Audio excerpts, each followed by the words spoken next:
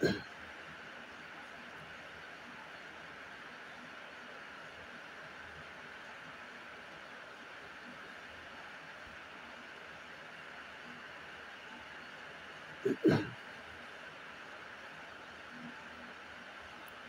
بالله من الشيطان الرجيم.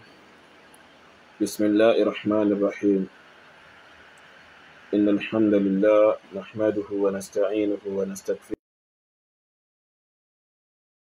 الله من شرور أنفسنا وسيئات أعمالنا. من يهده الله فلا مضل له ومن يضلل فلا هادي له وأشهد أن لا إله إلا الله وحده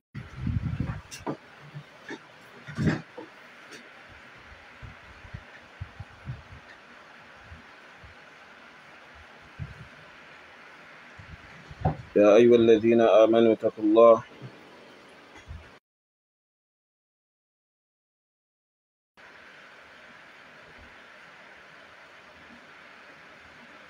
يصلح لكم أعمالكم ويغفر لكم ذنوبكم ومن يطع الله ورسوله فقد فاز فوزا عظيما. أما بعد، وخير الهدي هدي محمد صلى الله عليه وسلم، وشر الأمور محدثاتها وكل محدثة بدعة وكل بدعة ضلالة وكل ضلالة في النار. أعاذني الله وإياكم منها وأدخلني وإياكم الجنة، وبعد. السلام عليكم ورحمة الله وبركاته. adúpẹ́ fún Allahu subhanahu wa ta'ala, atọrọ ìkẹ́ àti ìgẹ̀ fún òjíṣẹ́ ńlá wa Muhammad sallallahu alaihi wasallam. Ìkẹ́ Allah bá ẹ̀dá tí ò ní tán kó má bá Nábì wa Muhammad sallallahu alaihi wasallam, orí ilé ìjẹta Allahu subhanahu wa ta'ala èyí tí ò ní tán tí ó sì ní parẹ́ kó má bá Nábì wa Muhammad sallallahu alaihi wa alihi wasallam. Orí náà, ìkẹ́ náà, kẹ́lọ́bẹ̀ ẹ̀dá kó má ṣàjẹ́ kí àwa náà ta ṣì wà lórílẹ̀ ayé ń bí, kẹ́lọ́bẹ̀ ẹ̀dá má ṣàjẹ́ kí ẹnìkọ̀ọ̀kan wa ká nípinnu rẹ̀. Gẹ́gẹ́ bí ìjà sí wípé a ń bẹ Allahu subhanahu wa ta'ala ipé kó jọ kó dákun nínú àánú rẹ̀. Àwa àti kẹ́lọ́bẹ̀ ẹ̀dá kó má jẹ́ ká ṣe nǹkan míì lẹ́sìn yàtọ̀ sí Islam, kó sì má jẹ́ ká rin ìlànà míì yàtọ̀ sí ojú ọ̀nà Nábì wa Muhammad sallallahu alaihi wa alihi wasallam. Àpàdà sáburú tí máa ń dé bẹ́ẹ̀dá níbi àlámàrí ayé rẹ̀ àti àlámàrí ẹ̀sìn rẹ̀ tí ó fi wá di bá mi kẹ́lọ́bẹ̀ ẹ̀dá kó má ṣàṣekíni, kó má ṣàṣọ́ ẹnìkọ̀ọ̀kan wa kó ń bẹ̀.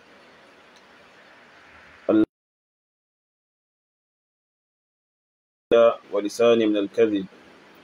وعين من الخيانة فإنك تعلم خائنة الأعين وما تخفي الصدور. نعم، أمر ẹnìkọ̀ọ̀kan wa tí Allah bá ẹ̀dá bá ní kí a wà pẹ̀lú wa ní dédé àsìkò yìí lórí Facebook ní, lórí TikTok ní, ká má ṣàbá wa gbìyànjú share ètò yìí, ká Allah bá ẹ̀dá kó má ṣàsan wá ní ẹ̀san olóore. Bí ọwọ́ ọ̀rọ̀ lẹ́yìn òun ni mo ṣe kòńgẹ́ ọ̀rọ̀ kan tí Àfá Habibullahi Adam, Mudirul Markaz, ọ̀rọ̀ kan tí wọ́n sọ oye. So ìyẹn ní inú àwọn ọ̀rọ̀ tí wọ́n ń ṣe revision rẹ̀. So torí ní àsìkò yìí báyìí nìsìn revision ni Mudiru ń ṣe oye. So Mudiru ń ṣe muraja'a lórí àwọn ìṣìnà àti àwọn ànù, so àti àwọn àgbákò ọ̀rọ̀ tí wọ́n ti sọ sẹ́yìn. So muraja'a lókù tí Mudiru ń ṣe kíni, tí Mudiru ń ṣe báyìí.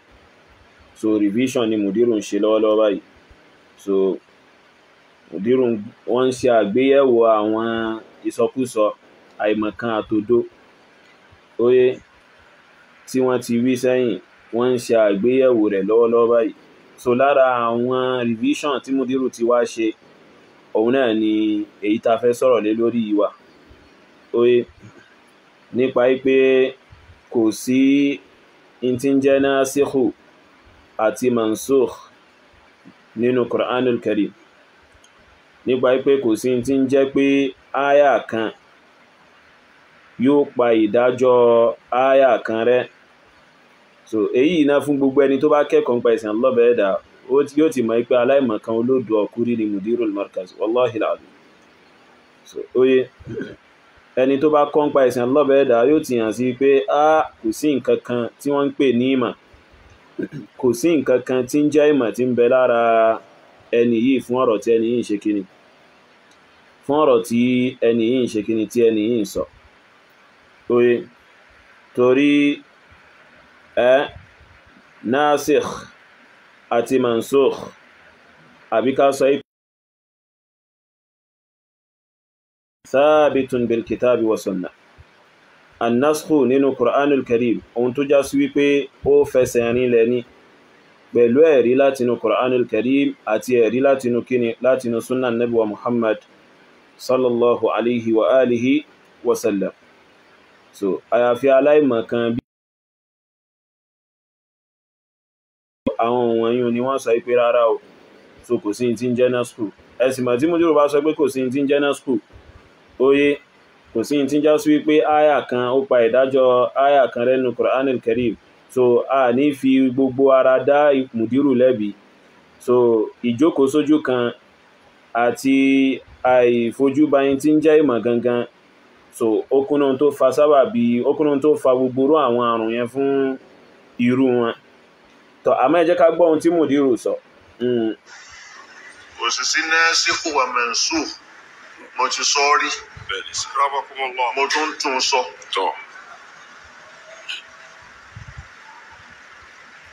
Wípé nasikhu wà nínú al-Qur'ani, mansukh wà. Khata. Ẹgbẹ́ àbí Mudiru sọ pé àwọn ti sọ rí. Kí ni táwọn sọ rí? In táwọn sọ rí ni pé kò sí nasikhu wa mansukh nínú Qur'anul Karim. Ipa àwọn ti sọ rí ipe an-nasikhu wa mansukh nínú Qur'anul Karim khata. Mudiru sọ pé àṣìṣe ni. So pẹ̀lú ìmàwo, pẹ̀lú ẹ̀rí wo, kò sẹ́rí. So tó tayọ àwọn ẹjọ́ òsì, ẹjọ́ ìranù tí ó láǹfààní. So àti kí a máa ṣe ta'ali lórí ọ̀rọ̀ Allah subhanahu wa ta'ala. So bẹ́ẹ̀ dẹ̀ ni kí a máa ṣe inad lórí ọ̀rọ̀ Allah subhanahu wa ta'ala àti bẹ́ẹ̀ bẹ́ẹ̀ lọ, kí a máa ṣe gbéraga àti tó nǹkankan nínú ọ̀rọ̀ ìmádé. Wallahi hadha huwa al-haq, eléyìí gangan lòdodo. So Mudiru tó nǹkankan nínú ọ̀rọ̀ ìmádé pé ọ̀rọ̀ ìmádé lẹ́o wọ́n wá fẹ́ yanjú ọ̀rọ̀ ìmọ̀. Wallahi thumma billah Mudiru ní ìpín kankan nínú ọ̀rọ̀ ìmọ̀. So oye Mudiru ní ìpín kankan nínú ọ̀rọ̀ ìmọ̀, ní ìmọ̀ gangan. Tọ́ ẹbẹ́ lọ Mudiru pé kí ní ẹ̀rí pé nasikhu mansukh kò sí nínú Qur'anul Karim. Wallahi kò sẹ́rí tó tayọ pé Mudiru ma lọ áyà al-Qur'ani, Mudiru ó ma lọ mara wọn láti fẹ́ fi prúvù tíórì kí tíórì tí wọ́n fẹ́ fi làákà ìgbé wọlé fáwọn aláìmọ̀kan àtàwọn tí wọ́n dákàmà, tí wọ́n ṣe kíni, tí wọ́n dá tẹ̀lé wọn gọ́ọ̀gọ́, kí Allah bẹ̀ẹ́dà kó fọ́nà mọ̀ wọn. Tọ́ ẹ wá jẹ́ ká gbọ́ ohun tí Mudiru fẹ́ sọ, kí lẹ̀ rí wọn.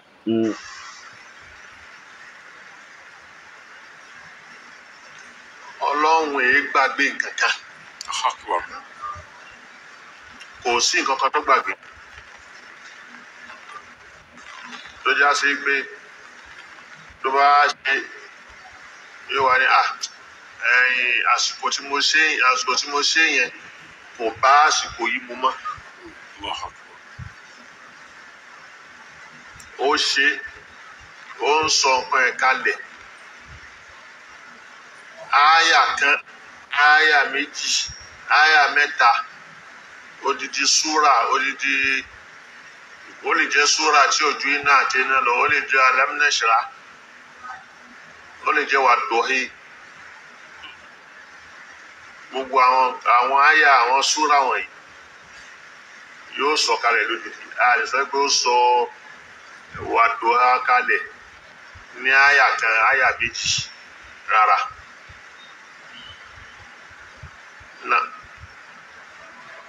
Ẹni tó gbàgbé nǹkan ẹ máa gbọ́ o. tó wá rántí ní mi ń bá mọ̀. So Ọlọ́run tayọ ẹni tí ó ṣòfin tí ó wàá pàkan rẹ̀. Allahu Akbar. Àwa la lè amẹ́ǹdì òfin.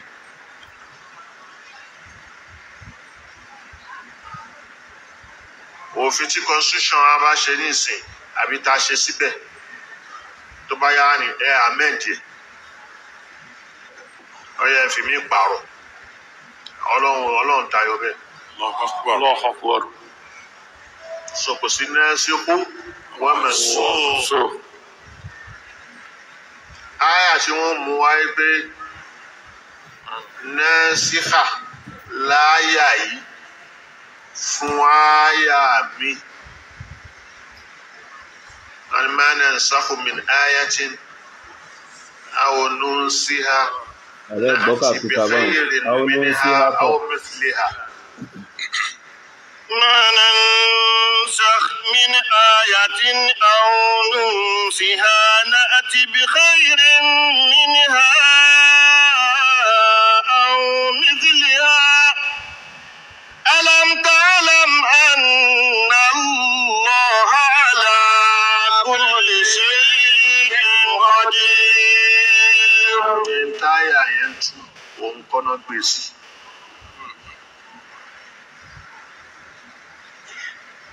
Ọ̀gbọ́n ìntáyà yẹn tú tó ń wí kọ́ ni wọ́n tú sí. Bimana nsakhu min ayati. Ẹgbẹ́nu dákẹ́ ìkàkùkà gan lẹ́tẹ̀ ń kọ́kọ́ ń kà níbi àyà yùn gan dédédé òsì. Ìkàkùkà mọ ní bàbá yìí ń kà ń bí àyà yìí fà wọ́n sì ń ṣe pé kìí ṣe ìtumọ̀ tí ẹ máa wọn ẹni tí wọ́n tú àyà yẹn ni aláìmọ̀ wọn arafa. Ẹgbẹ́nu dákẹ́ ìkàkùkà gan lẹ́tẹ̀ kọ́kọ́ ń kà ẹ̀ ń kàkàkùkà ìkàkùkà lẹ́ ń kà ń bí àyà yẹn kìí ṣe mana nsakhu dédédé lẹ́ ń kà báyẹn kìí ṣe Al-Qur'ani lẹ́ ń kà yẹn. Sòṣẹ́ ẹ̀yin tẹ́ fẹ́ sọ ẹ̀yin tẹ́ sọ ìtumọ̀ àyà òun fún wa wárí abẹ́rí nǹkan. So àwọn mùsùlùmí tí ń ṣẹ̀mí fa lórí àyà yìí oye látàrí àwọn sàbí ànábì wọ́n tú àyà yìí síbi pé ìkóhun tá lọ́bẹ̀ ẹ̀dà bá parẹ́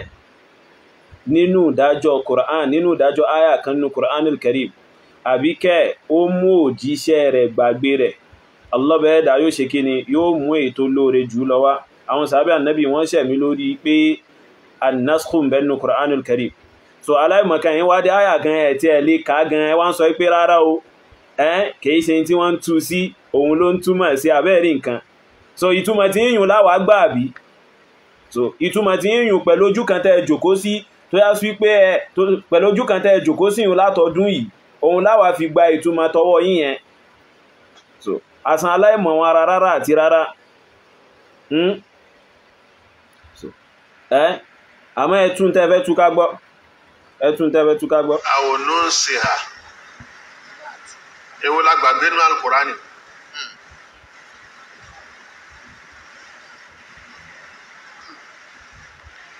Àwọn nunsiha na'ti bi khayrin minha àmì tó dáa jù lọ wá. Bí irú èwo aw mithliha irú èwo ló fi pààrọ̀ èwo ẹ̀bọ́ ìntáyà yẹn ń wí ní pé òfin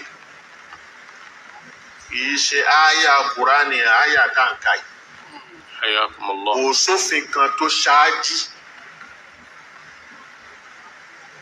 Àwọn nunsiha tàbí apárẹ́ pé wọn lòfin yìí mọ́ na'ti bi khayrin èyí tó dáa jù lọ lámùá. أو مثلها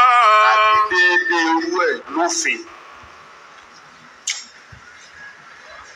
Tọ́tọ́yì ẹmà nínú ẹ̀sìn wa áyà tí mùdírù ń ká yìí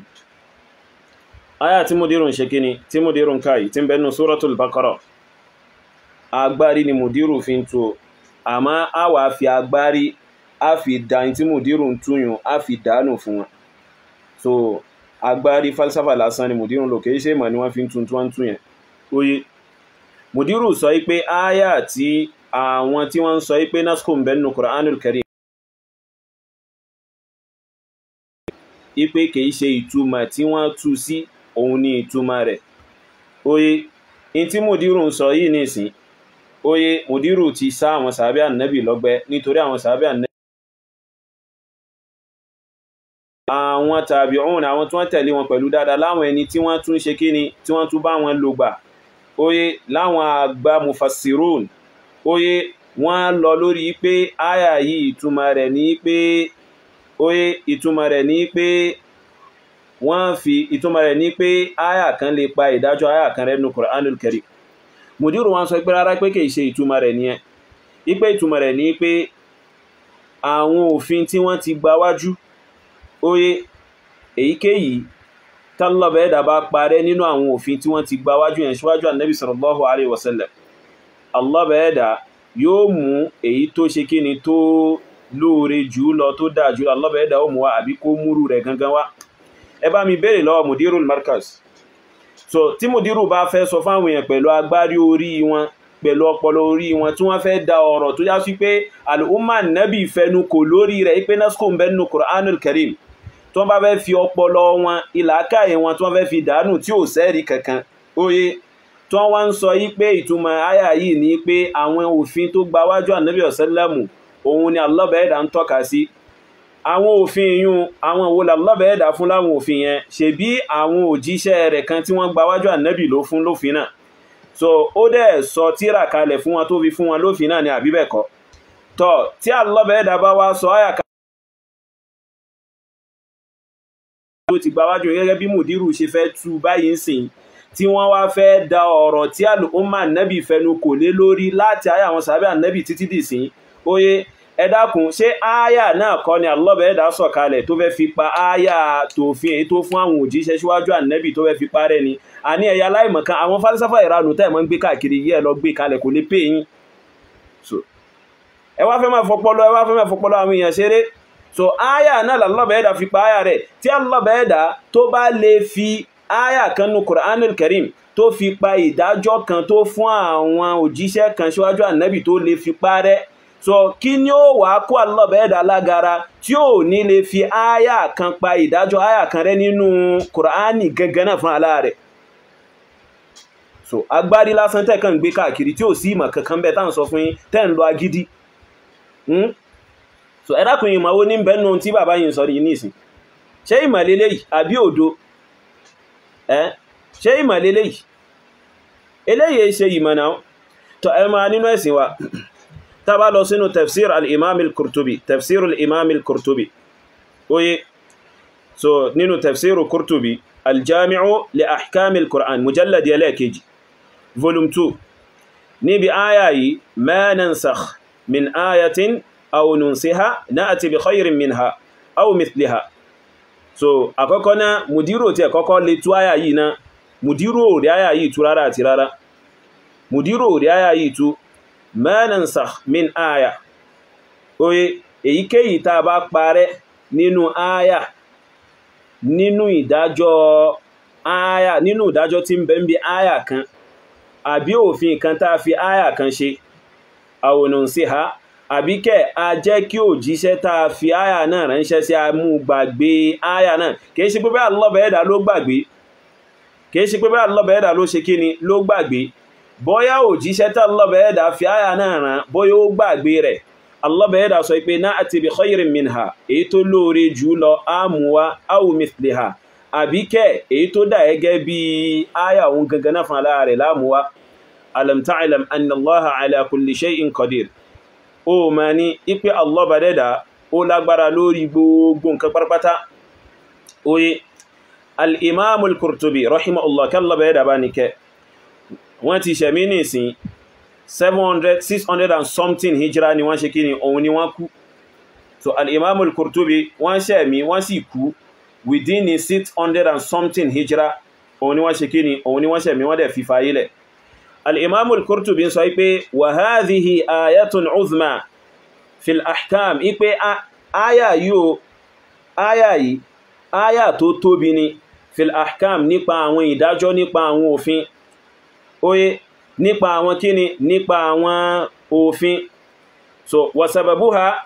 ìdí tí aya yìí fi wáyé òun náà ni pé annal yahud dárájú àwọn yahudi lamma hasadul muslimin fi tawajjuh ila al-ka'ba nígbà tí wọ́n pẹ̀gàn àwọn muslimi níbi ìdojúkọ ka'aba oye wa ta'anu fil islam bidhalik tí wọ́n sì sá islamu lọ́gbẹ́ pẹ̀lú pé àwọn muslimi ń dojúkọ Baitul Maqdis oye wa qalu inna muhammadan ya'muru ashabahu bi shay wọ́n wá sọ pé dárájú muhammadu ń pa àwọn sàábé rẹ̀ pẹ̀lú nǹkankan thumma yanahahum anhu lẹ́yìn gbà náà yóò wá kọ̀ fún wọn pé kí wọ́n má ṣe nǹkan yẹn má so oye yóò wá ṣe kíni yóò wá kọ̀ fún wọn pé kí wọ́n má ṣe nǹkan yẹn má fama kana hadha al-Qur'an illa min jihatihi wa li hadha yunakidu ba'duhu ba'da wọ́n wá sọ pé al-Qur'ani yóò kò jẹ́ nǹkankan tó tayọ ipá tọ̀dọ̀ Ànábì sallallahu náà ló gbà wá torí ẹ̀ ni Qur'ani yìí ṣe ń ṣe kíni na apá kan rẹ̀ ṣe ń takura wọn fa anzalallah Allah bẹ̀ẹ́dà wá sọ aya kalẹ̀ ipe wa idha baddalna ayatan makana aya tí a bá fi aya kan rọ́pò ayé aya mi so wa anzala Allah bẹ̀ẹ́dà dẹ̀ tún sọ kalẹ̀ ipe ma nansakh min aya èyíkéyìí tá bá parẹ́ nínú aya na àti èyíkéyìí tá bá parẹ́ nínú kíni nínú aya aw nunsiha àbíkẹ́ ajẹ́ kí ó jíṣẹ́ tá fi rán ajẹ́ kó gbàgbé rẹ̀ náà àti bi khayrin minha a ṣe kíni a mú ètò lóore ju aya yẹn a mú wá oye so eléyìí ó wà nínú tó yá sí pé àwọn olùmọ̀ tafsir oye wọ́n sọ̀rọ̀ lórí ẹ̀ gidigidi gan oye tó báyìí nìsín ẹ jẹ́ ká tún gbọ́ tí al-Imam al-Qurtubi sọ oye lórí aya yìí bákan náà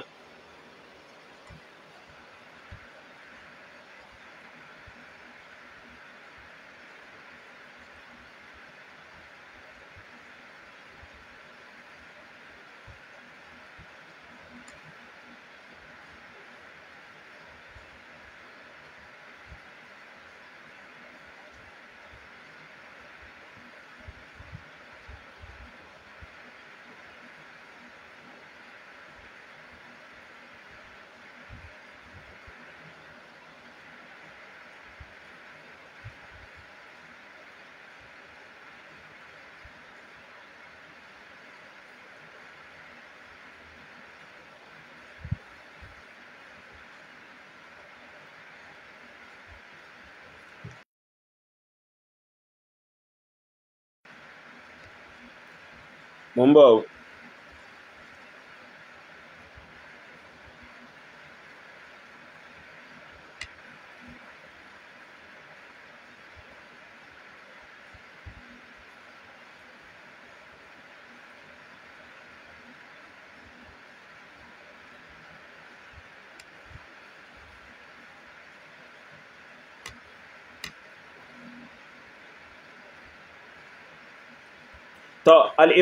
الإمام القرطبي نينو مجلد إليكيجي تفسير الجامع لأحكام القرآن وانصيب معرفة هذا الباب أكيدة مما إن كان نقبع باب النسخ نينو القرآن الكريم كين ياما انتو جاسوي pé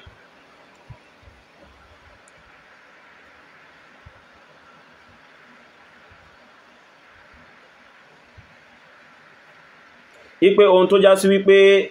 ohun nǹkan pa ni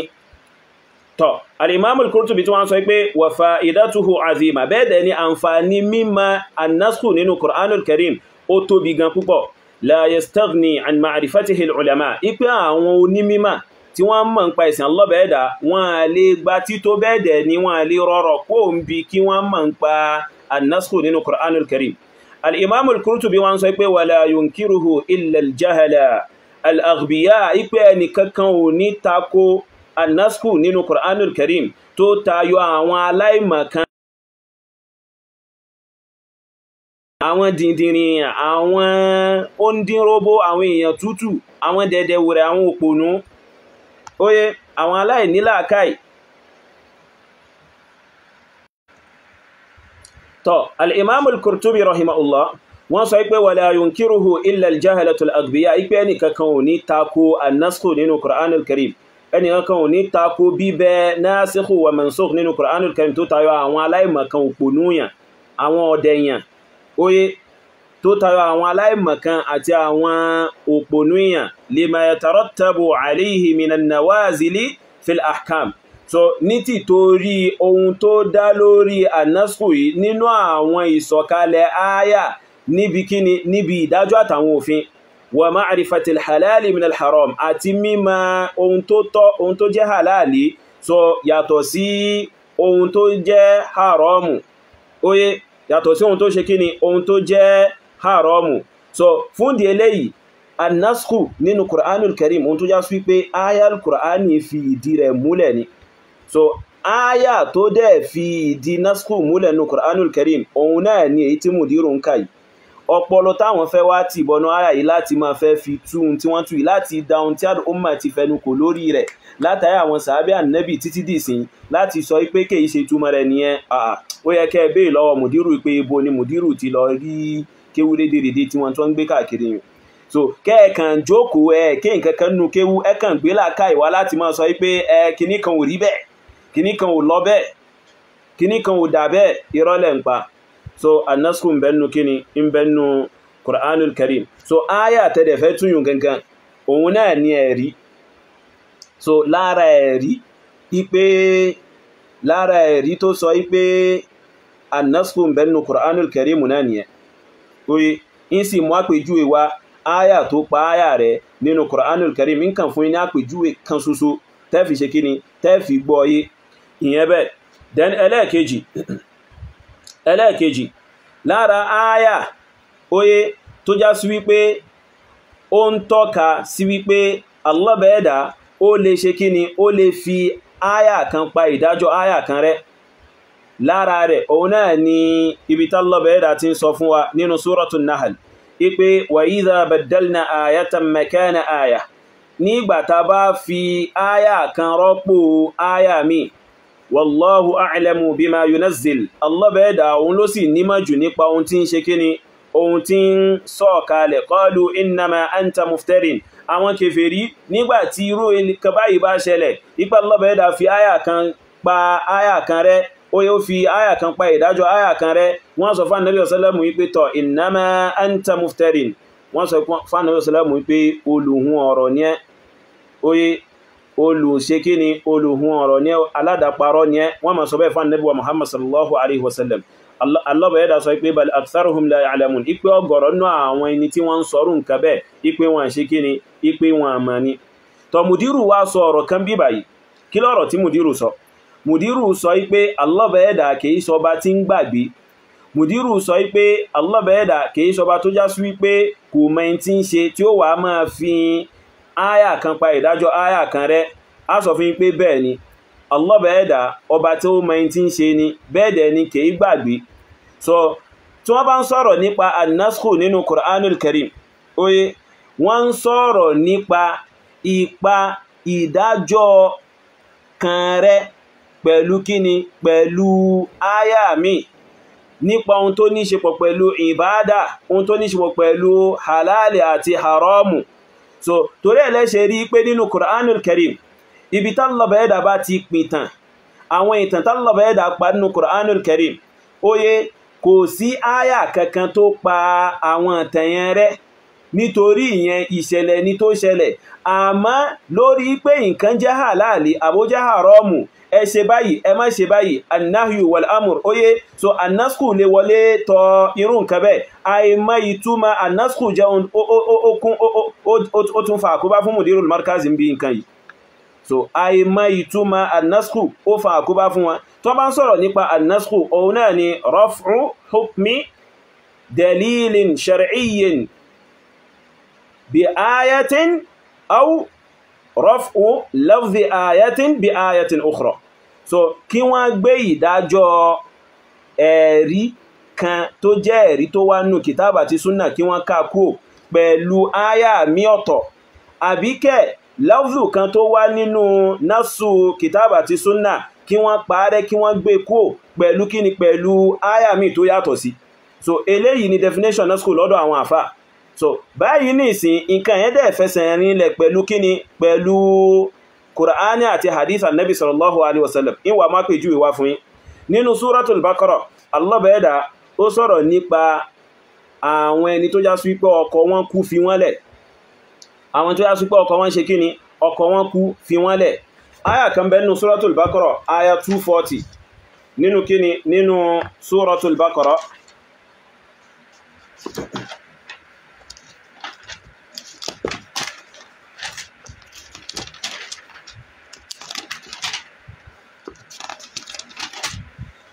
Aya 240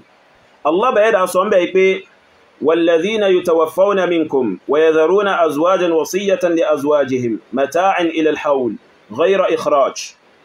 Oye Allah bẹ̀ẹ́dà sọ pé àwọn ẹni tó já sí wípé wọ́n kú nínú yín ويذرون أزواجا tí wọ́n wá fi àwọn ìyàwó wọn lẹ̀ وصية لأزواجهم eléyìí ni wàsíyà fún àwọn kíni fún àwọn ìyàwó wọn متاعا إلى الحول kí wọ́n máa gbádùn nulé láàrin ọdún kan títí tọdún kan ó fi pé ghayra ikhraj láláì já sí wípé wọ́n á ṣe kí ni wọ́n á mú wọn jáde síta. So that is àsìkò opó wọn, àsìkò tí wọ́n ṣe opó òun ni Allah bẹ̀ẹ́dà ṣe kí ni ní sọ̀rọ̀ ń pa ń bí áyà yìí. So lẹ́yìn ìgbà tí ọkọ obìnrin bá ṣe kí ni tó bá kú, àmọ́ áyà wa tó ṣe kí ni tó pa ìdájọ́ áyà yìí rẹ̀ nínú suratul Baqarah gẹ́gẹ́ fún ara rẹ̀. Oye Allah bẹ̀ẹ́dà ń sọ fún wa nínú same suratul Baqarah yìí. Allah bẹ̀ẹ́dà ń sọ pé Allah bẹ̀ẹ́dà ń sọ pé walladhina yutawaffawna minkum wa yadharuna azwajan yatarabbasna bi anfusihinna 4 ashhur wa 10. Ipa àwọn ẹni tí wọ́n kú nínú yín tí wọ́n wá fi ìyàwó lẹ̀ yatarabbasna bi anfusihinna 4 ashhur wa 10. Àwọn ìyàwó wọn wọ́n kóra dó pẹ̀lú ara wọn. Oye láàrin oṣù mẹ́rin àtọjọ́ mẹ́wàá, láàrin oṣù mẹ́rin àtọjọ́ mẹ́wàá. Ẹ bèèrè lọ́wọ́ mùdírù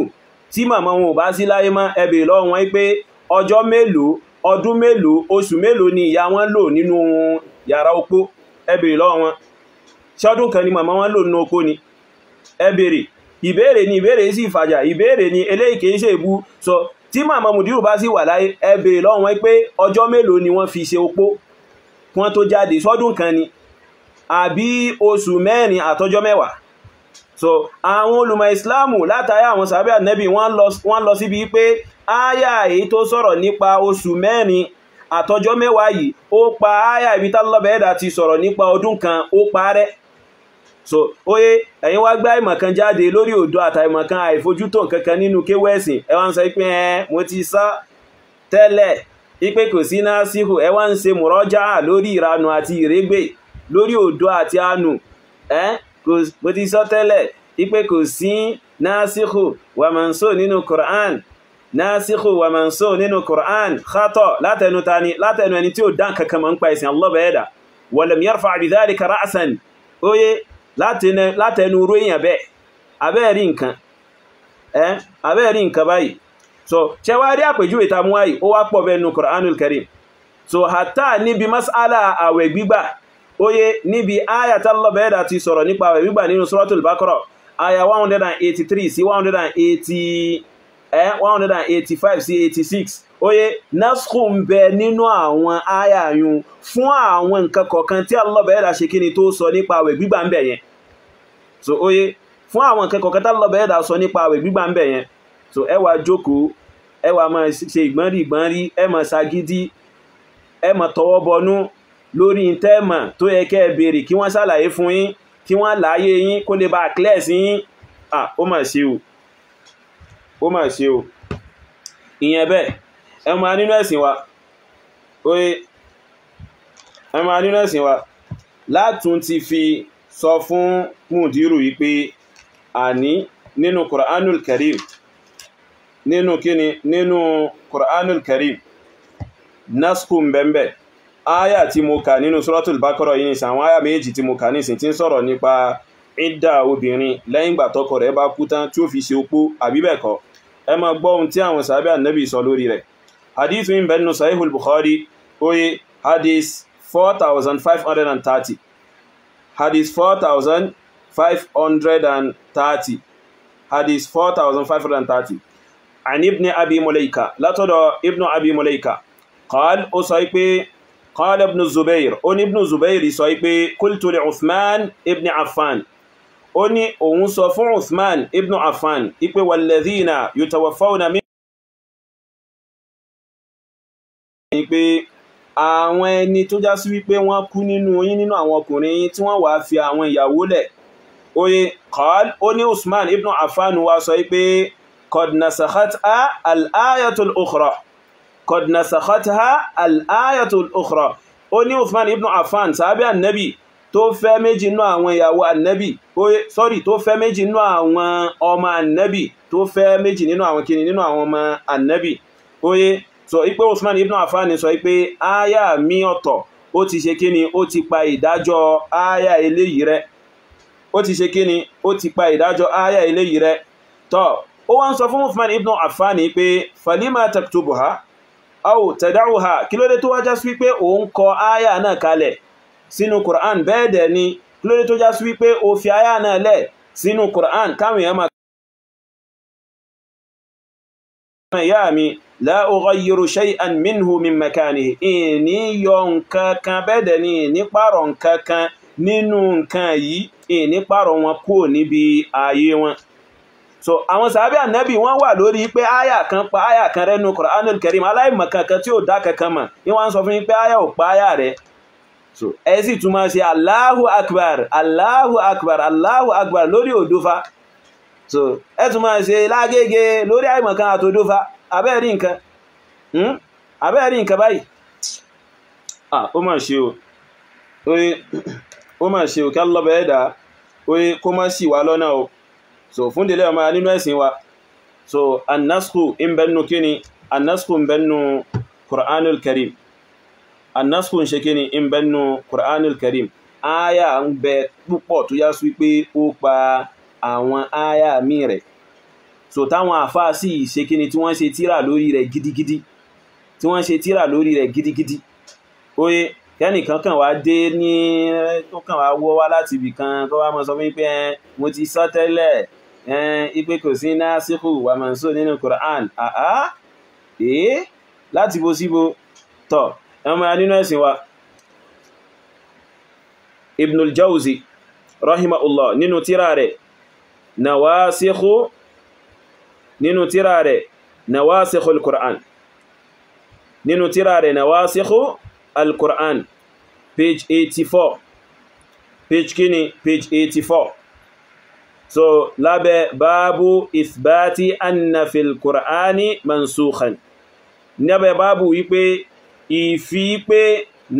ìfi pé àwọn kankan bẹnu Qur'ani tí wọ́n pa ìdájọ́ wọn rẹ̀ ìfirinlẹ̀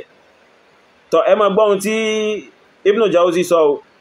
ó ní in aqada ijma'ul ulama ala hadha illa annahu qad shadda man la yultafatu ilayhi ẹgbọ́n tí Ibn Jawzi sọ ó ní ìpanupọ̀ àwọn olùmọ̀ Islamu ó fẹnu kò ó sì ṣọ̀kan lórí pé naskhu ń bẹnu kíni ń bẹnu Qur'anul Karim àwọn ìdájọ́ kan bẹnu Qur'anul Karim tó sí pé wọ́n ṣe naskhu wọn so illa annahu qad shadda man la yultafatu ilayhi àyàfi pé ẹnìkan tó já sí wípé a lè gbójú síbi ọ̀rọ̀ rẹ̀ táàfì ẹni yẹpẹrẹ ẹni yẹ̀yẹ́ oye Ruwaybida tí ó dá kankan mọ́ olódo ọkùnrí tí ó mọ̀ nǹkankan tí ó kẹ́kọ̀ọ́ pa ẹ̀sìn tí ó sì fẹ́ kọ́ kò béèrè kò mọ̀ kò sì fẹ́ béèrè àyàfi irú àwọn èèyàn bẹ́ẹ̀ tó já sí wípé àwọn rọra dá yàtọ̀ wọ́n sì sọ̀rọ̀ tó já sí wípé àwọn èèyàn fi máa rí pé bá àwọn náà ṣe kí ni wọ́n dá yàtọ̀ níbì kan àfi irú àwọn èèyàn báyùn nìkan náà ni wọ́n wà so illa annahu qad shadda man la yultafatu ilayhi àyàfi pé àwọn kan tó já sí wípé wọ́n lè gbójú síbi ọ̀rọ̀ wọn tí wọ́n sọ àwọn ṣe kí ni àwọn dáyàtọ̀ níbi ọ̀rọ̀ yìí gẹ́gẹ́ bí alátàndá yín ṣe fẹ́ dáyàtọ̀ níbi mas'ala yìí pé ṣe naskhu ń bẹnu Qur'an àbí naskhu ò sí oye tọ́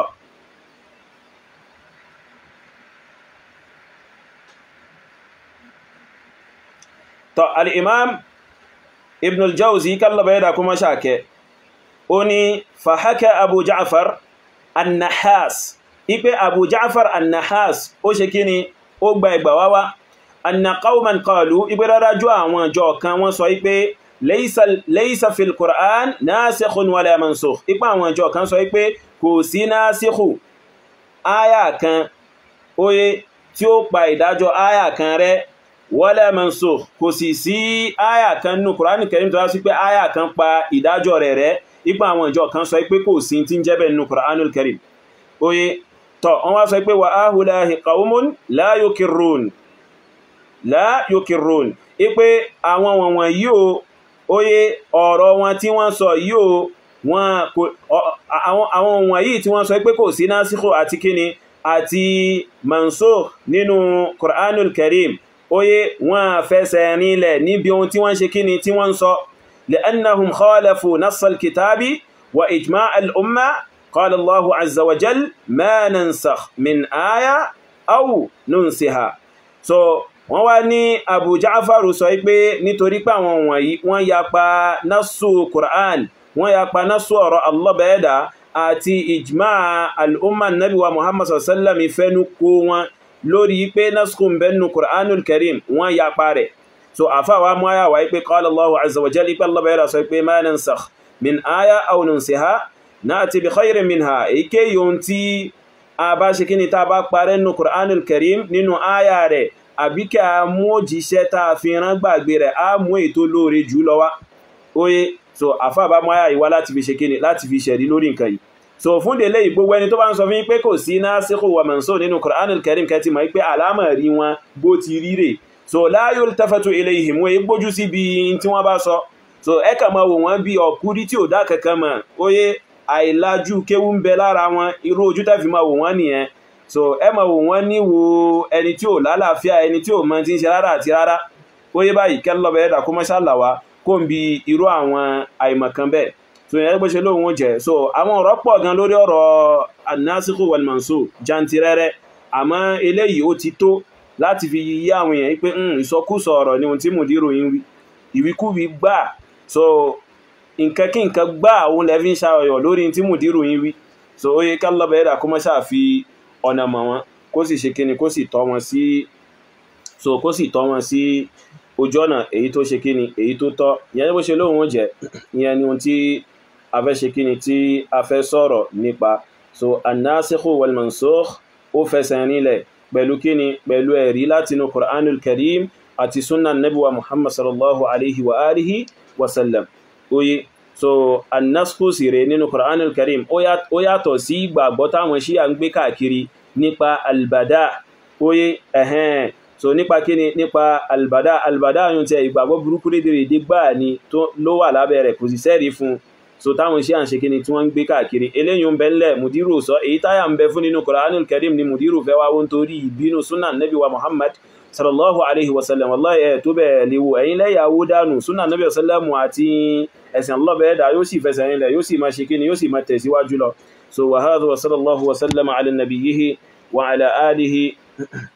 ala alihi wa sahbihi ajma'in fasubhanaka lahumma wa bihamdik ashhadu an la ilaha illa ant astaghfiruka wa atubu ilayka